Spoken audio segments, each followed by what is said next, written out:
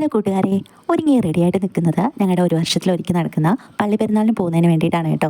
അപ്പോൾ ഇതാണ് നമ്മുടെ ഡ്രസ് കോഡിൻ്റെ കളറ്, ലൈറ്റ് പർപ്പിൾ. ഒരുപാട് കടകളിൽ ഇങ്ങനെ ഓടി നടന്നിട്ടാണ് എനിക്ക് ഈ കളറിൻ്റെ ഡ്രസ്സ് കിട്ടിയത് കേട്ടോ. ഒട്ടും താമസിക്കാതെ നേരെ പള്ളിയിലേക്ക് പോയി കേട്ടോ. അപ്പോൾ കുർബാന ഇന്ന് നടത്താൻ വന്നിരിക്കുന്ന ജോജോ അച്ഛനാണ്, എൻ്റെ ചേട്ടൻ്റെ കൂട്ടുകാരനാണ് കേട്ടോ. അപ്പോൾ ഇത് വന്നിട്ട് 2 മണിക്കൂർ നീണ്ടു നിന്ന് ആഘോഷപരമായിട്ടുള്ള ഒരു കുർബാനയാണ്. അപ്പോൾ അച്ഛൻ്റെ പ്രസംഗത്തിൽ എനിക്ക് ഏറ്റവും ഇഷ്ടപ്പെട്ട ഒരു ഡയലോഗ് ഉണ്ടായിരുന്നു കേട്ടോ. നമ്മുടെ മാതാപിതാക്കൾ എപ്പോഴും തുറന്ന ചെവികളും അതുപോലെ തന്നെ വിരിച്ച കൈകളുമായിരിക്കണം. നമ്മുടെ മക്കളുടെ വിഷമങ്ങളും പ്രയാസങ്ങളും ഒക്കെ കേൾക്കാനും അവരെ തെറ്റുകളിൽ നിന്ന് നമ്മളിലേക്ക് ആലേഖനം ചെയ്യാനും ഒക്കെ നമ്മുടെ മാതാപിതാക്കൾക്ക് കഴിയണം എന്നതായിരുന്നു അച്ഛൻ്റെ ഇന്നത്തെ പ്രസംഗം. അതെനിക്ക് വല്ലാണ്ട് അങ്ങ് ഇഷ്ടപ്പെട്ടു കേട്ടോ.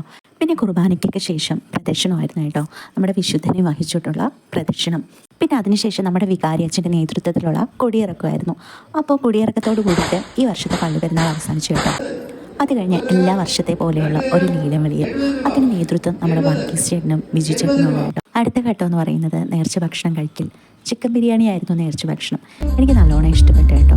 പിന്നെ അത് കഴിഞ്ഞ് ഗാനമേള ആരംഭിച്ചത് നമ്മുടെ വികാരി അച്ഛൻ്റെ നേതൃത്വത്തിലാണ് കേട്ടോ. അച്ഛൻ നല്ലൊരു ഗായകനാണ്, ഒപ്പം മോഹൻലാൽ ഫാൻസും. അപ്പം കൂടുതലും മോഹൻലാലിൻ്റെ പാട്ടുകളാണ് അച്ഛൻ പാടാറുള്ളത്. നന്നായിട്ട് അച്ഛൻ പാടി കേട്ടോ. അത് കഴിഞ്ഞ് പിന്നെ അങ്ങോട്ട് നല്ല നല്ല ഹിറ്റ് പാട്ടുകളായിരുന്നു.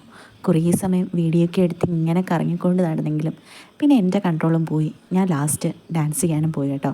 തുടക്കത്തിൽ ഒതുങ്ങിയിരുന്നവരെല്ലാം പിന്നീട് അങ്ങോട്ട് കളത്തിലേക്ക് ഇറങ്ങി കേട്ടോ. കാണാനും കേൾക്കാനും ഡാൻസ് ചെയ്യാനും ഒത്തിരി പേരുണ്ടായിരുന്നു. മനസ്സിലെ വിഷമങ്ങളെല്ലാം മറന്ന് ഡാൻസ് ചെയ്തപ്പോൾ മനസ്സിന് വല്ലാത്തൊരു ആശ്വാസവും കിട്ടി കേട്ടോ. അപ്പോൾ ഇത്രയേ ഉള്ളൂ ഇന്നത്തെ എൻ്റെ കൊച്ചു കൊച്ചു വിശേഷങ്ങൾ. അപ്പോൾ എല്ലാവർക്കും ഇഷ്ടപ്പെട്ടിട്ടുണ്ടെന്ന് വിചാരിക്കുന്നു കേട്ടോ, എൻ്റെ കൊച്ചു കൊച്ചു സന്തോഷങ്ങളൊക്കെ. അപ്പോൾ ഇത്രയേ ഉള്ളൂ ഇന്നത്തേക്ക്. Bye, see U.